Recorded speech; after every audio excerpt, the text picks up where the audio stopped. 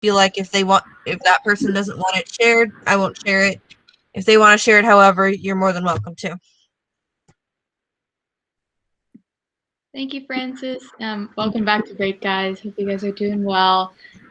Almost the weekend. We've got one more day.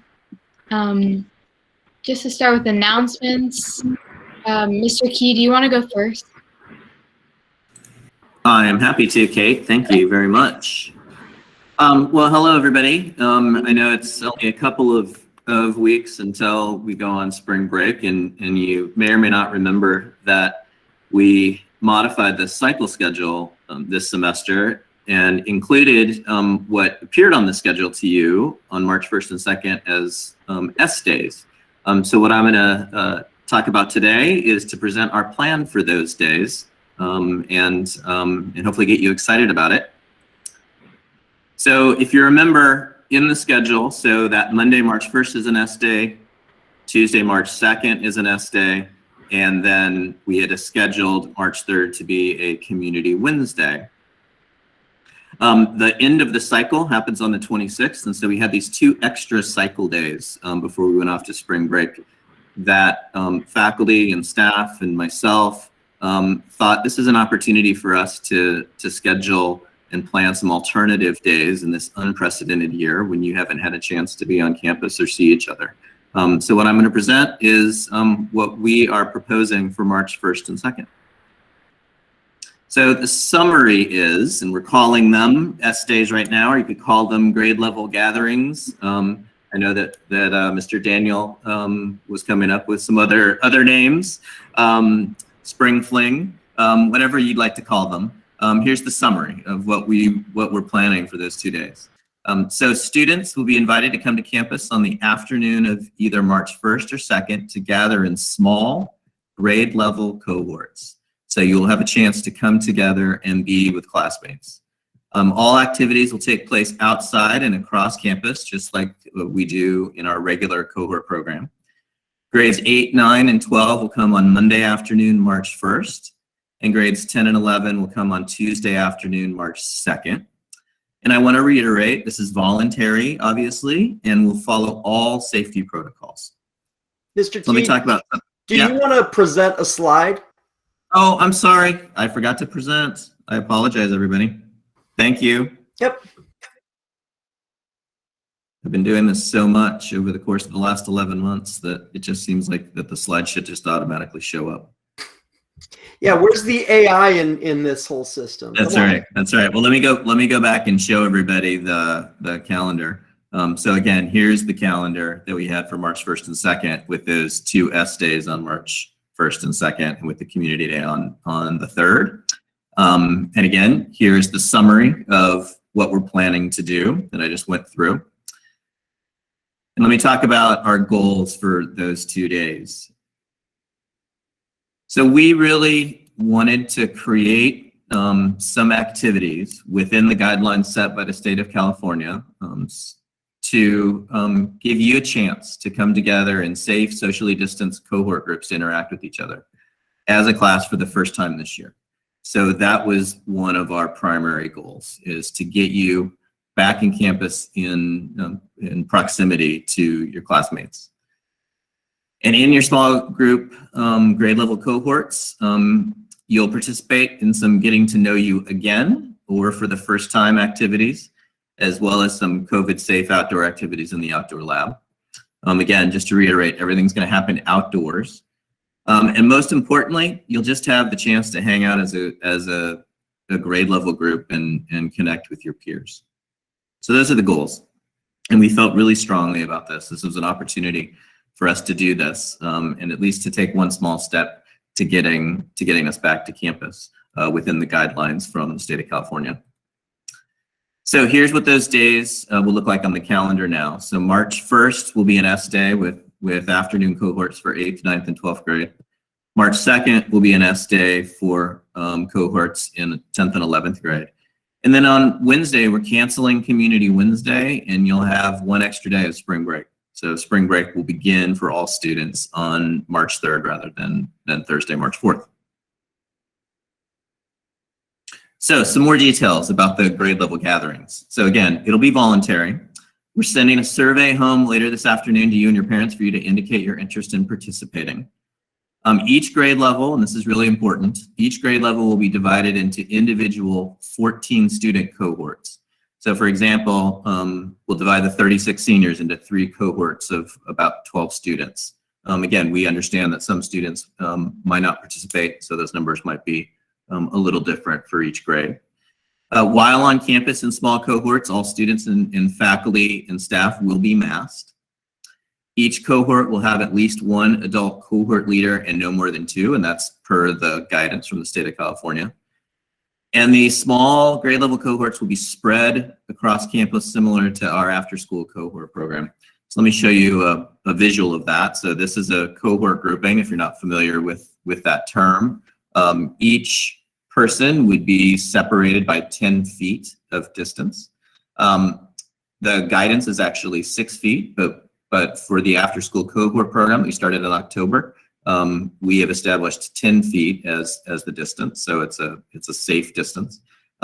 There's 14 in this cohort grouping, with the adult leader being the 15th person. Each cohort grouping can actually have 2 adults, so there might be 2 adults in these groups, and so a cohort might be 16 total people. And the cohorts will be spread out, again, like we do for our after school cohorts. And so as you can see here, each cohort will be at least 10 feet apart, but likely much further apart than that during the day, because we're going to use all the campus, including the outdoor lab. Mr. Brookhauser in a minute is going to talk more specifically about all the safety protocols, so you can be reassured that we're going to make this a really safe activity. So what will we do in the mornings on March 1st and 2nd, you might ask? So from 9:30 to 11:30 on both Monday and Tuesday, students can complete catch-up work, especially any work that you need to complete for the 3rd quarter, get any extra help from faculty if you need it, and or participate in a club meeting if scheduled by a club leader. This gives clubs some extra time in the schedule to meet, to do any other work that you haven't had a chance to do this year. We've intentionally designed the mornings to allow for maximum flexibility and choice, and all of this will be virtual. So the mornings are all virtual, and then the afternoons are voluntary on-campus small group in-person cohorts. So here's what the schedule will look like for Monday, March 1st and the 2nd. So again, in the morning, 9:30 to 11:30, virtual club meetings, tutorials if needed, catch-up work, then lunch. Then if you decide to come to be with your classmates in these small cohorts, there'll be travel time from 12:15 to 12:45. You'll arrive on campus at 12:45, and Mr. Brookhauser will talk about those procedures in a minute. And then you'll spend 2 hours with your classmates on campus doing some activities. And then you'll depart campus at 3 o'clock. We'll do that for 8th, 9th, and 12th on Monday, and then 10th and 11th on Tuesday. So how are we able to offer these grade level cohorts? As I mentioned before, we're following the state of California's cohort guidance. It's the same guidance we use for the after school cohorts. And we do have to cancel the final week of after school cohorts next week to allow for the quarantine period, so we can have grade level cohorts on March 1st and 2nd. So that would mean you would miss, if you're participating in that program, you'd miss 2 of those days next week. We understand that might be disappointing for next week. But we really thought this was really important to try to bring classes together on March 1st and 2nd. But I want to reassure you that the regular after-school cohorts will meet again beginning March 15th after spring break. So you're only going to miss those 2 days next week. So that's the summary. And I will hand it over to Mr. Brookhauser to talk about March 1st and March 2nd safety. And Mr. Brookhauser, tell me when you want me to move ahead on your slides. Okay, great. I think it makes sense to explain the rationale behind the cohort model so that you guys can wrap your heads around why we're doing it this particular way. I think on the surface it may seem like it doesn't make much sense that you can intermix closer to some people than others. But the reason the cohort model exists and that we've followed it so successfully since early in the fall is because what it establishes is a very small fixed group, so that if there happened to be some exposure of the virus, it would significantly limit the amount of exposure that would spread among our community.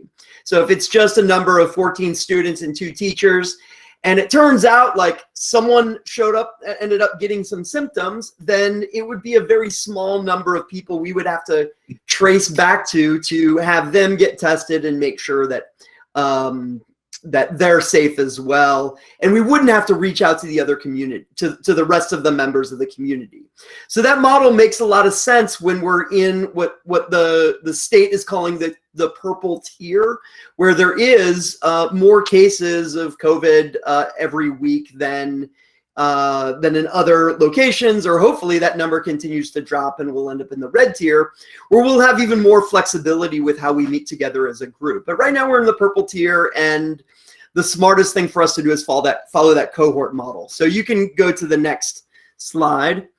What we're going to do is something that many of you are already used to doing, and that is following taking a screening app. If you go to screen.yrk.lank, it's going to ask you some questions about symptoms that you're experiencing. It asks you to take your temperature at home and make sure that you are under 100.4 degrees. So you don't come on campus with any symptoms that might be related to COVID-19, or you don't come with a fever. And this is actually, like, I want to call all of your attention to that link there. That is different than the link that you would use if you are currently in a cohort activity. So anyone who is in mountain biking or soccer or martial arts or any of the other cohort activities, you're used to going to ca.yrk.lank. For these 2 days, you want to go to this link instead, screen.yrk.lank.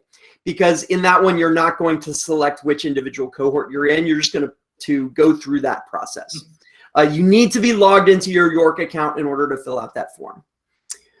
Okay, next slide, please. Don't pay attention to the exact zones right now, because we need to update this map for when the groups meet. But what you do need to know is that you will be assigned a specific place to go based upon which cohort you're assigned to. So the juniors will be in one area and the 8th graders will be in another area. And then within those different classes, you'll be assigned a smaller cohort where you're intended to meet. So you're going to get a map, and that's where we want you to meet your group. Okay, next slide, please. Next slide. You see it now? Yeah, next slide. Okay, so yeah, you're gonna show up at your designated cohort location, and your leader will ask you the question. Let's go to the next slide. We'll ask you how you're feeling. That's actually based upon the medical guidance we received. Like, that is the most important question that you should answer to yourself. COVID-19 has all kinds of different symptoms, and it can be complicated when we dive down into the various specific symptoms.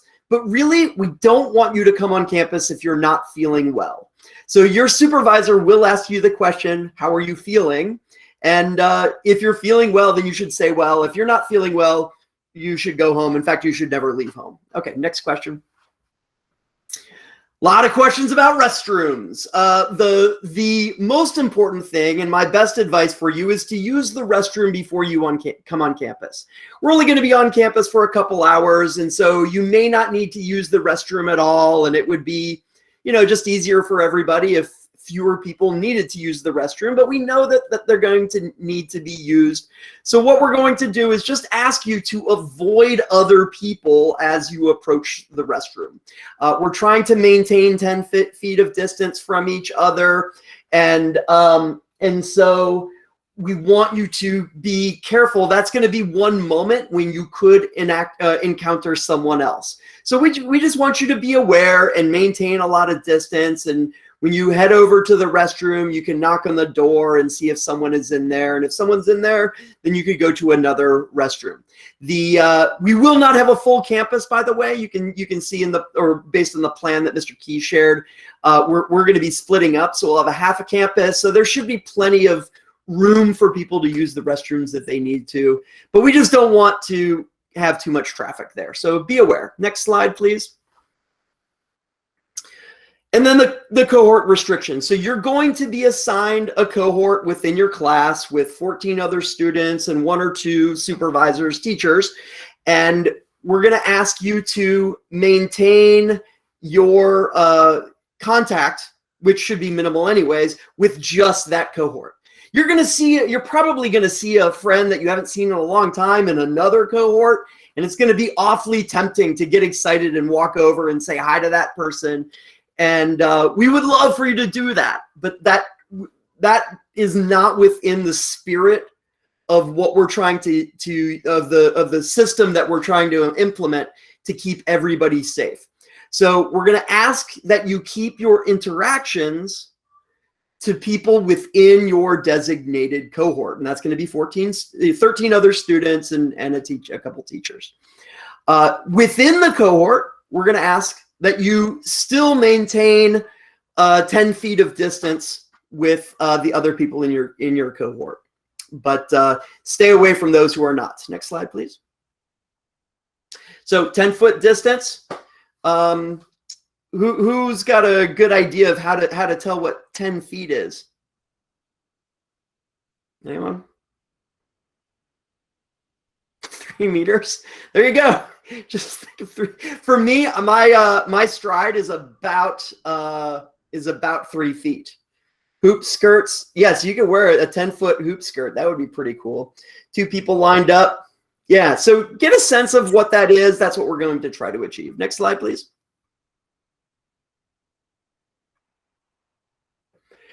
Masks.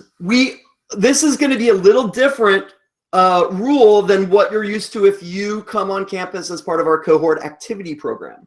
We are going to ask you to wear a mask during these experiences.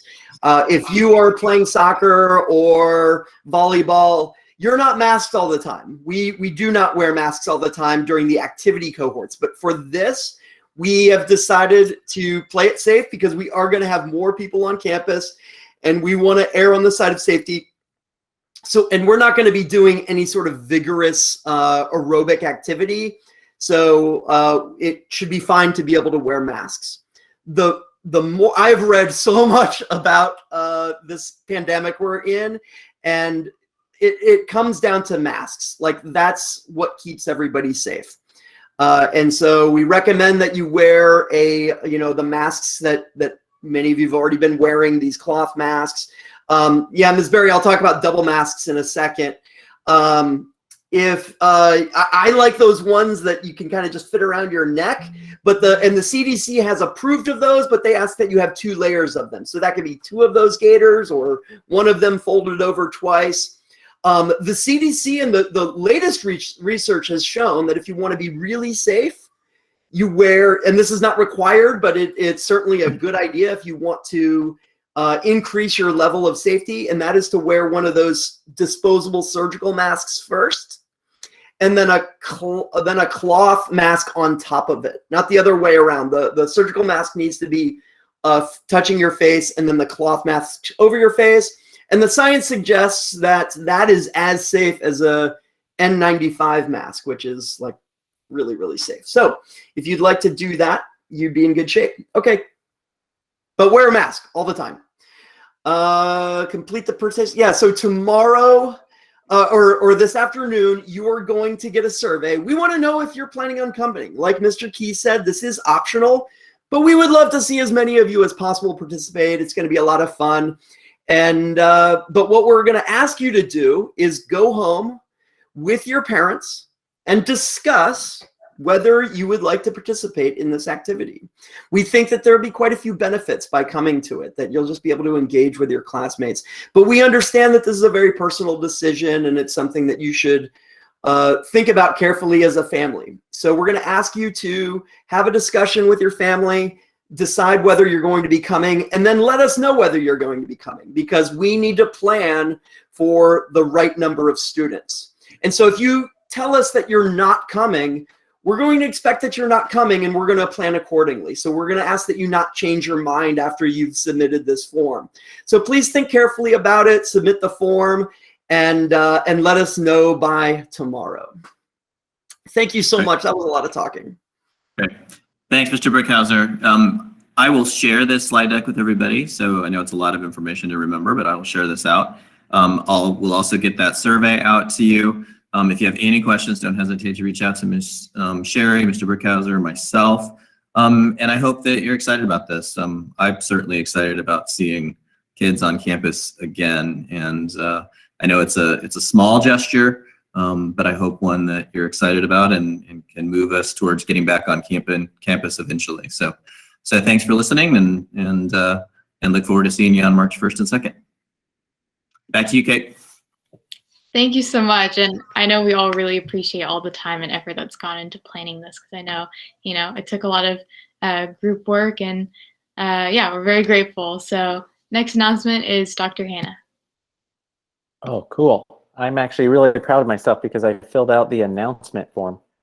So I just wanted to let everyone know, if you're not aware, today is the day that the new NASA Mars rover Perseverance is supposed to land on the surface of Mars. And they are live streaming starting in approximately 25 minutes.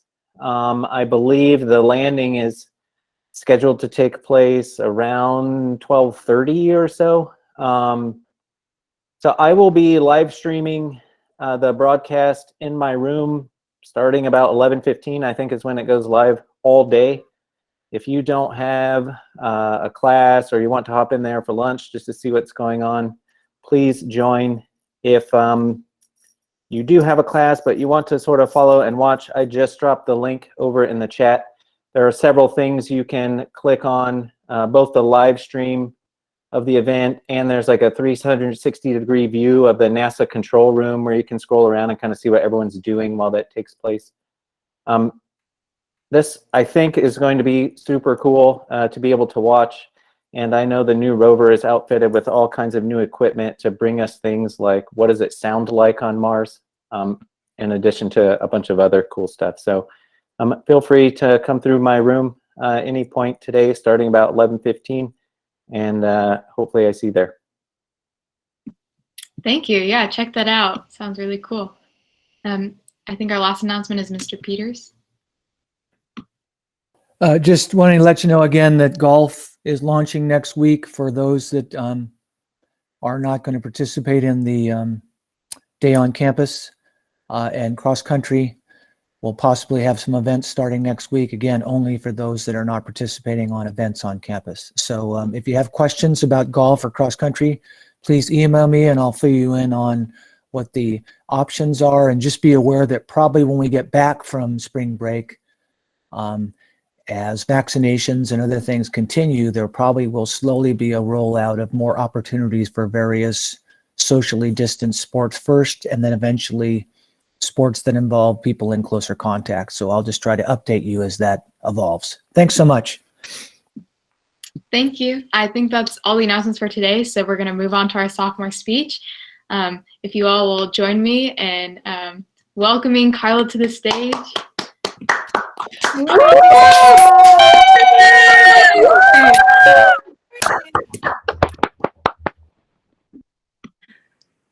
Okay, I'm sorry. Look, Mommy, a princess was what I said to my mom when I was 4 years old, attending my first quinceañera. At that age, the only thing I could think of was being a princess and wearing a tiara. Ever since that moment, I knew I wanted to have a quince. May 2nd, 2020 would have been one of the best days of my life. That is the day I had planned to celebrate my big special day. When people think of a quinceañera, they often think that it is just a waste of money. However, the meaning of a quince to Latinos is so much more. A quinceañera is a coming-of-age celebration for a 15-year-old Latina. It represents maturity, leaving behind childhood, and heading straight towards adulthood. Some objects that help support a quinceañera's meaning are the dress, shoes, heels, makeup, and more. Preparing for the special day was very stressful because of all the tasks I had. Stressful. It was super fun to plan with my mom, especially going dress shopping. The dress is supposed to show independence, maturity, and responsibility of becoming a young woman. I finally settled on a simple but elegant gown. The color was Bahama blue and it had jewels on the corset going down to the skirt. It reminded me of Cinderella and Beauty and the Beast. It was the same size as a typical quince dress and it also had a tail, but it wasn't too long for me to trip on. Instantly, I knew it was the one when I looked into the mirror and I felt fulfilled. Once I had it on, I was twirling and walking around in it, and honestly, I was feeling myself. Another essential aspect of a quinceañera is the makeup, which shows the maturity on the day of the quince. In most Latino households, girls are not allowed to wear makeup until they turn 15. So on the day of my makeup trial, I asked the lady for a simple, natural look. I really liked the results, and apparently my mom did too, because she started crying. I could only imagine what she was thinking in that moment. Maybe in her eyes it looked like I was no longer a little girl and evolving into a young woman. When she started tearing up, I started laughing, mostly because I can't stay serious in certain situations. I assured her that I would not be wearing a caked up full face of makeup on the daily, at least not for a while. At that very moment, I realized that I was living out my mom's dream. My mom would always tell me stories of her growing up as one of many women in her household. I'm so sorry. Because of this, it was important to her that I had my quinceañera because she couldn't have one. So whenever she would tell me these stories, I would put a new idea for my future quince in a shoebox under my bed. As the stacks of slips of little papers became bigger and bigger, so did my excitement and anticipation. My quinceañera was essential to my mom and my extended family. It was an opportunity to reunite with relatives because we all live spaced around the country, especially those I haven't seen since I was 5. My parents anticipated their arrival, and we were all excited to celebrate with them. When COVID-19 was getting recognized in my area, the excitement that had built up from age 4 slowly faded away and turned to disappointment. Once I started facing signs of my quince cancellation, I tried to keep the idea in my head that it would still be happening, but being able to have my big princess moment and wear a big puffy dress and tiara. However, I then had to accept the fact that it wouldn't happen, and I felt broken. The day of, I was shattered to pieces and cried all day. It was devastating to look back on all the planning from the past year and all the hours of dance practice that just went to waste. I stayed in my room the entire day, imagining how early I would have gotten up to get my hair and makeup done. I was so excited for the father and daughter dance and to perform my waltz. I could still imagine how nervous I would have felt, having all eyes on me and fulfilling the passage to womanhood. Due to COVID-19, I got to realize the real meaning of turning 15 for a Latina. And it's not just about the dress and the crown. It's what's under the dress and crown. A young woman who can share the celebration of her 15 years of life. Because I couldn't have the big celebration, the process of planning it was just as enough for me to realize the true meaning. It was also for my mom because it was something that we could both share and bond over. Although I couldn't have the big celebration, although I couldn't have the big celebration, I'm grateful that my family and I are safe due to the circumstances. Comparing my quinceañera to what others have been going through during the pandemic, it wasn't as important. This was my dream quinceañera, and I wouldn't have had it any other way. Yay, Carla!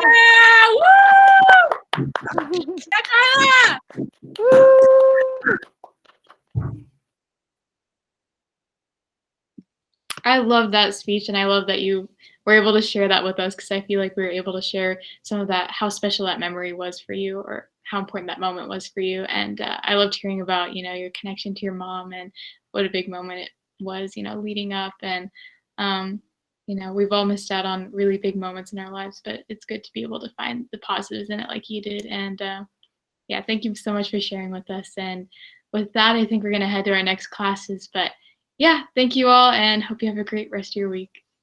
Bye, guys.